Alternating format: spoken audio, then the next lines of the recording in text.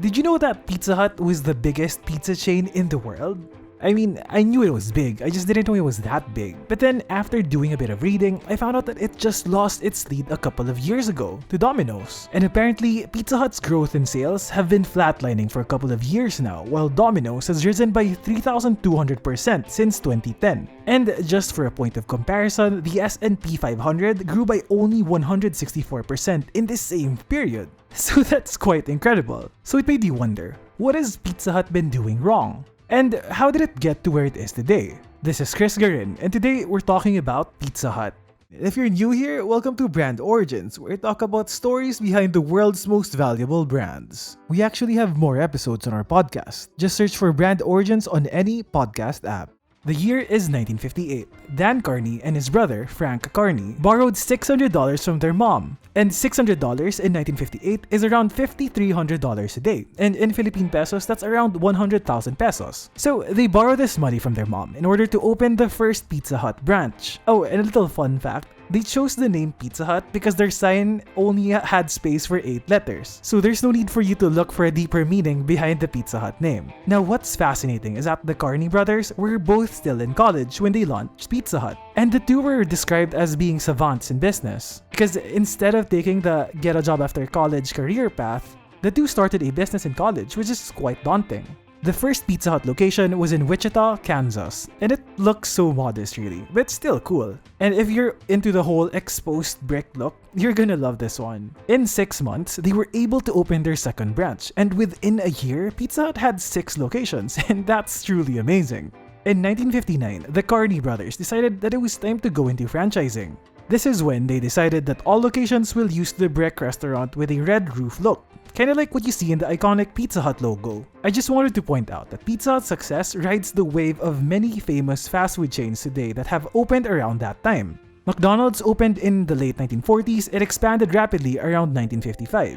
Dunkin' Donuts opened in 1950, and Domino's Pizza opened in 1960, 2 years after Pizza Hut. By 1973, 15 years after it opened, Pizza Hut had 1,800 stores with sales of up to $225 million annually. And I have to say that for 2 college kids, growing Pizza Hut at such a rapid rate truly blows my mind. One article mentioned that at that time, before the generation of tech entrepreneurs from Silicon Valley came around, entrepreneurs who went into franchising were considered as the rock stars of business. They were pioneers. Pizza Hut was doing really well during its startup phase, but it's not until the 1980s when Pizza Hut really takes it to a whole new level. The 1980s was the brand's innovation age, where it was launching new products consistently. The man responsible for this is David Novak, hired by Pizza Hut as head of marketing in order to widen the brand's lead over rivals Domino's and Little Caesars. Novak implemented something that every brand should be doing, and that's to create a synergy between the marketing team and the product development team.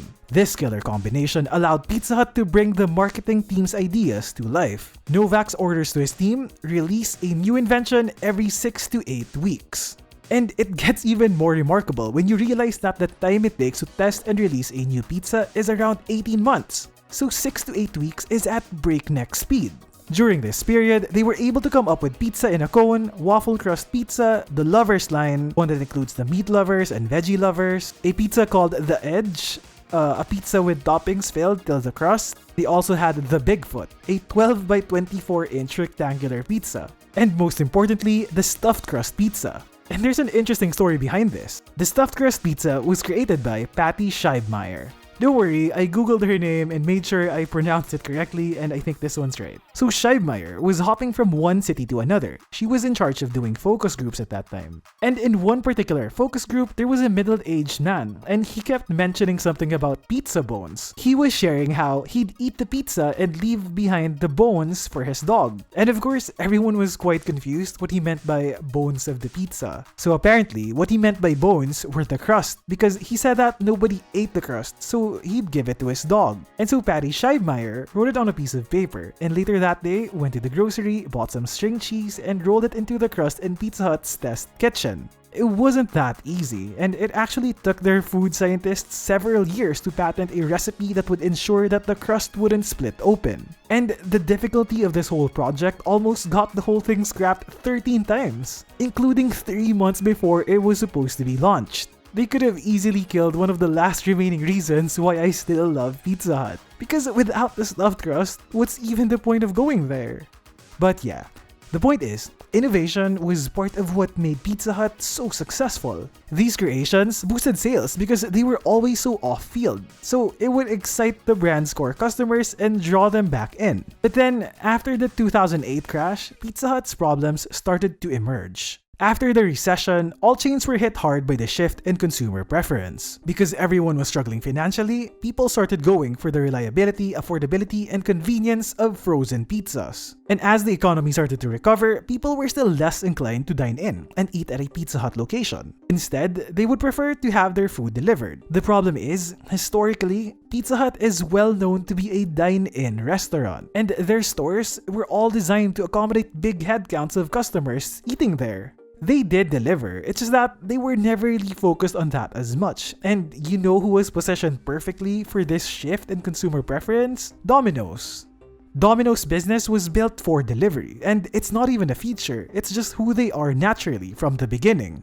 Right from the beginning, it has positioned its brand as the one you go for if you wanted pizza to be delivered. And they're known for their 30 minutes or less guarantee, where you get your pizza for free if they can't get it to you in less than 30 minutes. They launched that in 1979 and have since scrapped that promo, but it has solidified Domino's position as the brand that you go to if you want your pizza delivered. In the 2010s, Domino's was outdoing Pizza Hut and everyone else with their delivery app and website. They were even accepting orders via Facebook Messenger and Twitter. So yeah, Domino's has positioned itself perfectly for this. And they didn't stop there. You see, Domino's was known to serve pizza that was mediocre at best. And the brand was pretty honest about this and actually admitted that they did cut corners and opted for cheaper ingredients. He said that at first, it was just to save a couple of cents here and there, but that ended up lowering the overall quality of the entire pizza. Oh, and they even ran a commercial where they showed people's horrible comments on social media talking about how bad their pizza is. Domino's pizza crust to me is like cardboard. The cardboard complaint is the most common one. This we hear over and over and over. We changed everything. The crust, the sauce, the cheese. Now it tastes better. We started working on the cheese. We've got shredded cheese. Cheese, it's cheese. It's tastier. When you smell it, it's got an aroma to it. I mean, this is what cheese should be. We started working on the sauce. New sauce is bright, it's spicy, it's robust. I really like this one, and I guess everyone did too, because Domino's was showing us that they acknowledged it and that they were going to make some changes. And they did. After that campaign, they relaunched their menu, this time focusing on creating the best version of their pizza. And more people started getting shocked as to how good Domino's pizza has become. Like, you can see the disbelief. They couldn't believe it's from Domino's. People aren't really calling it the best pizza they've ever had, but for something good to come from Domino's at that price point and delivered that quickly, they loved it. So along with their strong delivery game, the relaunched lineup of delicious pizza, and Pizza Hut's laziness to innovate, Domino's started gaining some more ground on Pizza Hut. And you know what Pizza Hut's response was?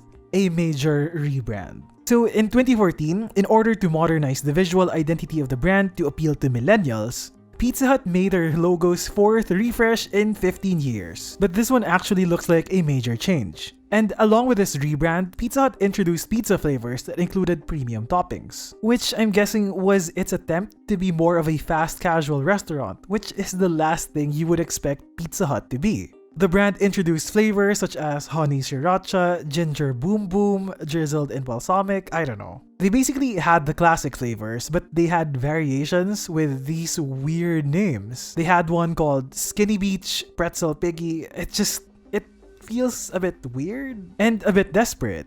But I understand, this move was to make the brand more youthful, but people saw it as a move of a middle-aged brand that's trying to be relevant. All these changes in identity and positioning, they do affect people greatly because Pizza Hut was introducing a new version of itself. But the problem is, you couldn't really tell anymore what pizza was great for, what made Pizza Hut different. And what's sad is that, in 2019, Pizza Hut brought back its old logo, the retro one. So in recent years, there's been a rise in the popularity of everything retro. With all the pop culture throwbacks that Stranger Things reignited, I guess this is one of the reasons why it brought back its retro logo. And it said that it's not outright replacing the 2014 logo, but they'll be using it interchangeably. It's just that this one feels like a desperate attempt from Pizza Hut. It kind of feels like it's all because of Domino's threat. Probably made them think, oh, during that time when we were crushing Domino's, what did we have then that we didn't have now? Oh, that's right, our old logo. It's just that I don't think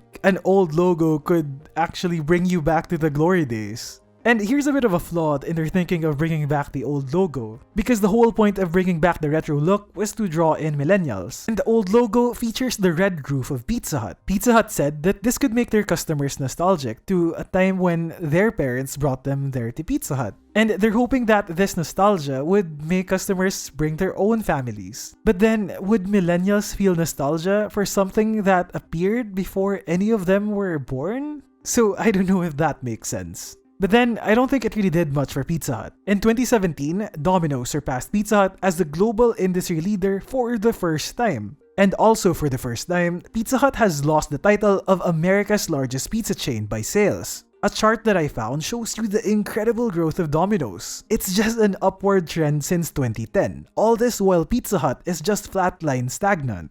But don't count out Pizza Hut just yet, because it has finally taken the steps to change where it matters most: delivery and quality. They've announced that they'll be closing 500 dine-in restaurants all over the country as they move to build a modern delivery asset base. And they've begun to redesign their stores to become smaller and more focused on delivery. Smaller stores mean less overhead, which will help them lower their costs. And it'll also require smaller investment from new franchisees, which will reignite growth. I should also point out that even though Pizza Hut is struggling in the US, its international sales are doing really well. And as for the Carney brothers, well, funny thing is, Frank Carney actually became a franchisee of Pizza Hut's rival, Papa John's, and he's owned 133 locations, but he'd later on sell it. Both brothers have given back a lot to the community, especially Dan Carney. He's the chairman of the board of the Cerebral Palsy Research Foundation of Kansas, and is part of the board of the Wichita Red Cross, Wichita Community Foundation, and several other charities. It's always good to know that the brothers never forgot where they came from, and even at this age, they've continued to be very successful. Now if only Pizza Hut can do the same.